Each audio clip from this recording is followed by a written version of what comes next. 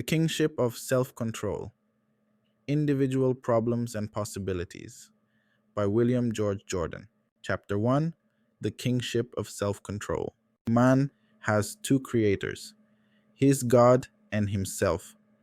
His first creator furnishes him the raw material of his life and the laws in conformity with which he can make that life what he will. His second creator, himself, has marvelous powers he rarely realizes. It is what a man makes of himself that counts. When a man fails in life, he usually says, I am as God made me. When he succeeds, he proudly proclaims himself a self-made man. Man is placed into this world not as a finality, but as a possibility.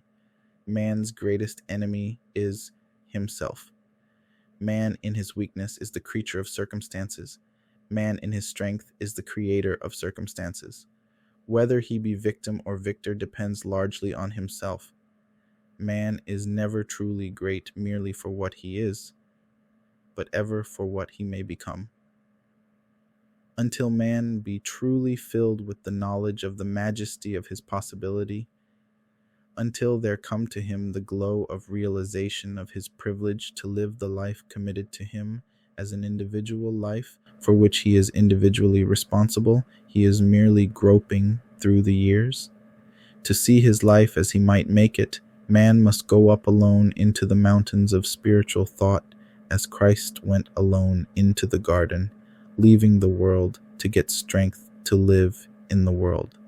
He must there breathe the fresh, pure air of recognition of his divine importance as an individual, and with mind purified and tingling with new strength, he must approach the problems of his daily living. Man needs less of the I am a feeble worm of the dust idea in his theology, and more of the conception I am a great human soul with marvelous possibilities as a vital element in his daily working religion. With this broadening, stimulating view of life, he sees how he may attain his kingship through self-control.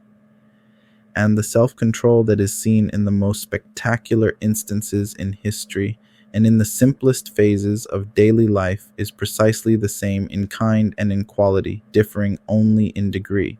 This control man can attain if he only will. It is but a matter of paying the price. The power of self-control is one of the great qualities that differentiates man from the lower animals.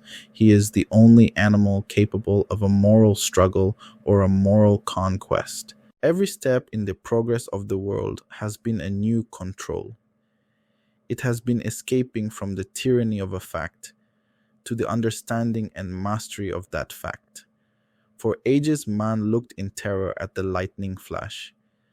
Today he has begun to understand it as electricity, a force he has mastered and made his slave.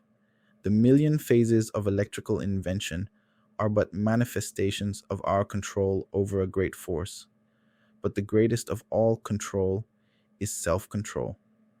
At each moment of man's life, he is either a king or a slave, as he surrenders to a wrong appetite, to any human weakness, as he falls prostrate in hopeless subjection to any condition, to any environment, to any failure.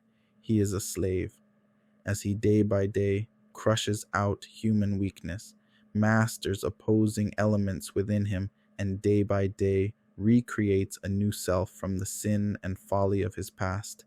Then he is a king. He is a king ruling with wisdom over himself. Alexander conquered the whole world except Alexander. Emperor of the earth, he was the servile slave of his own passions. We look with envy upon the possessions of others and wish they were our own.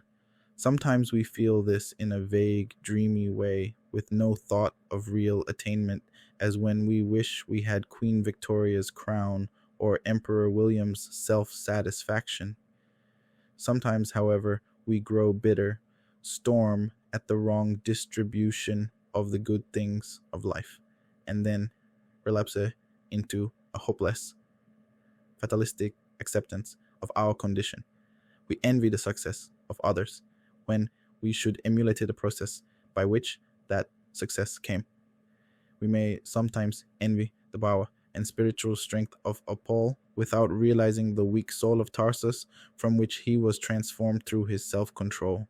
We shut our eyes to the thousands of instances of the world's successes, mental, moral, physical, financial, or spiritual, wherein the great final success came from a beginning far weaker and poorer than our own. Any man may attain self-control if he only will.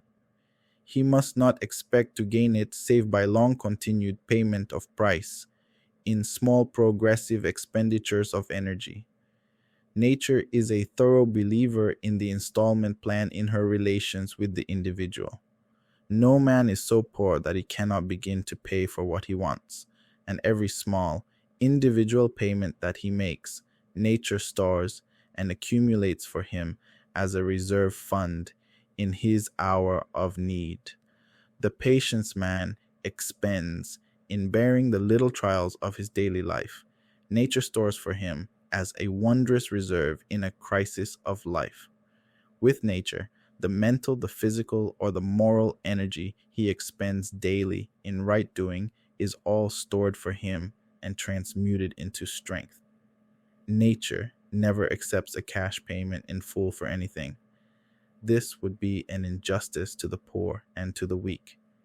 It is only the progressive installment plan nature recognizes. No man can make a habit in a moment or break it in a moment.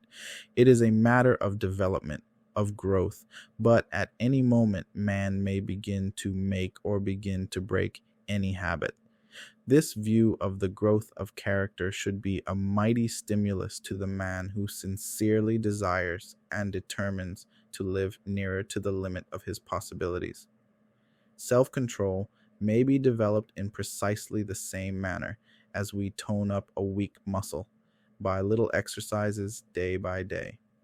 Let us each day do as mere exercises of discipline in moral gymnastics, a few acts that are disagreeable to us, the doing of which will help us in instant action in our hour of need.